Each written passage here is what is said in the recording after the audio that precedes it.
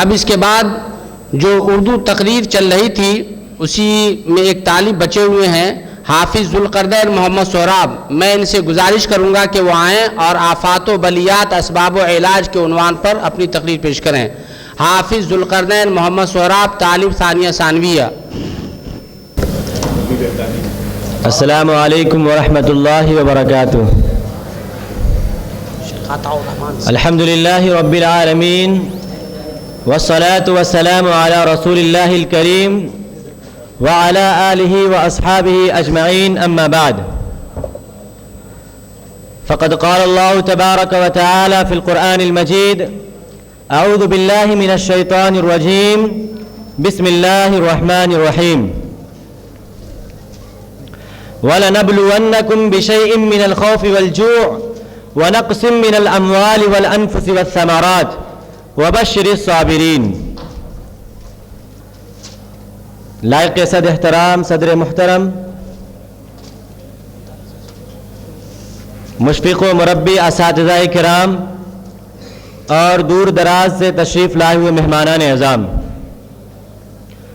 آج مدرسہ احمدیہ سلفیہ کہ اس 30ویں سالانہ تقریری پروگرام میں میری تقریر کا عنوان ہے آفات و بلیات اسباب و علاج. محترم سامعین، اس دنیا میں کوئی بھی انسان اور کسی بھی انسان کو نہ ہمیشہ کے لیے خوشی حاصل ہے نہ غم، بلکہ کبھی خوشی ہے تو کبھی غم، کبھی درد و الم ہے تو کبھی فرحت و مسرت، کبھی بیماری ہے تو کبھی صحت، کبھی تکلیف ہے تو کبھی آرام. یہ سلسلہ ہر فرد بشر کے ساتھ لگا ہوا ہے، کوئی بھی اس سے خالی نہیں. کبھی ہمیں اخبارات و جرائد سے یہ خبریں ملتی ہے کہ فلاں شخص ٹینشن یا مالی پریشانی کی وجہ سے خودکشی کر بیٹھا، فلاں علاقہ زلزلہ یا طوفانی بارش کی وجہ سے جان و مال کا کافی کچھ نقصان اٹھا رہا ہے، اور ابھی کچھ عرصے سے ہمارا ملک بلکہ پوری دنیا قدرتی آفات کی زد میں ہے.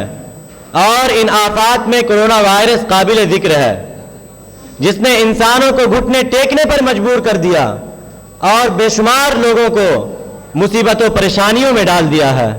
محترم سامعین، ان مسائل کا سائنسی تجزیہ اکثر و بیشتر کیا جاتا ہے، مگر ضرورت اس امر کی ہے کہ انسانی زندگی میں آنے والی پریشانیوں اور مصیبتوں کا دینی پہلو سے بھی تجزیہ کیا جائے، قرآن و سنت سے ان آفات و بلیات سے بچاؤ کے لیے رہنمائی لی جائے.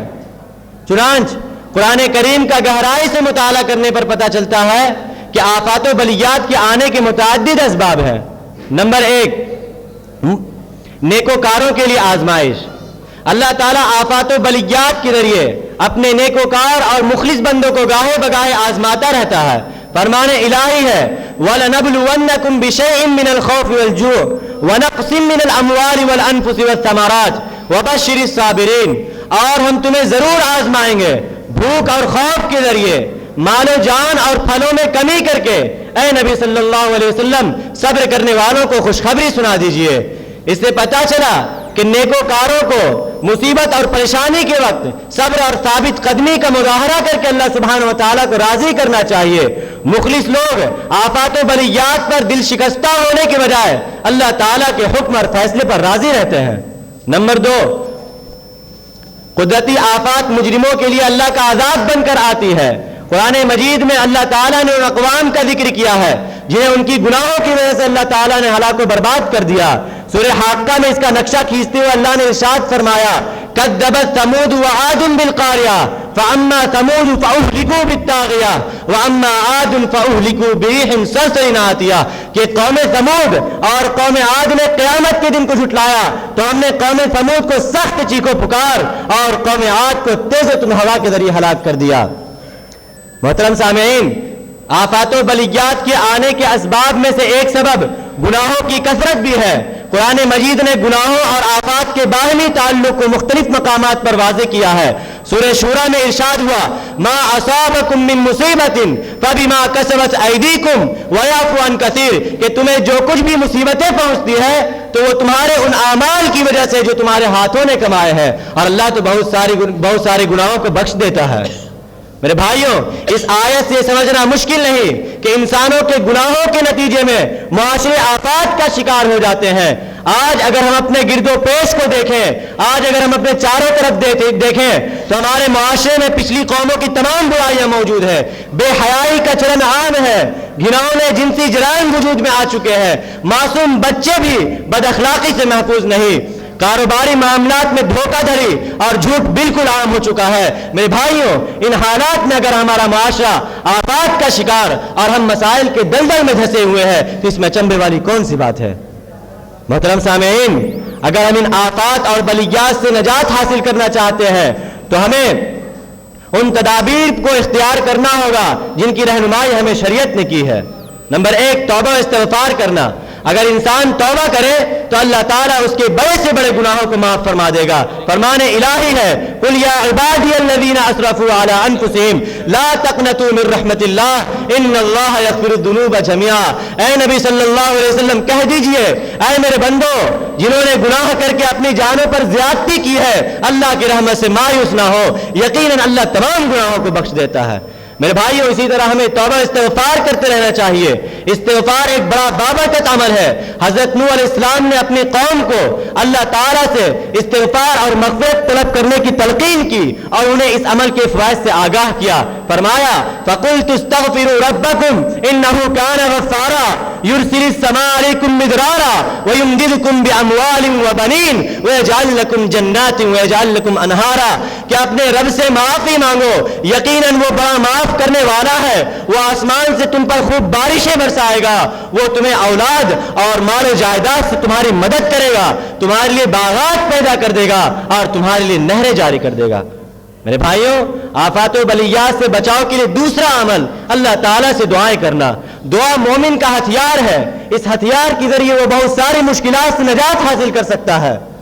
اسی لیے ہر مسلمان کو چاہیے کہ وہ ہر پریشانی اور مصیبت کے وقت اللہ کی طرف رجوع کرے، کیونکہ وہی اللہ مصیبت و پریشانیوں کو دور کرنے والا اور رنج و الم سے نجات دینے والا ہے۔ فرمان الہی ہے امن یجیب المضطر اذا دعاہ ویکشف السوء، کہ کون ہے جو پریشان حال کی دعاؤں کو قبول کرتا ہے جب وہ دعا کرے، اور کون ہے جو مصیبتوں کو دور کرتا ہے۔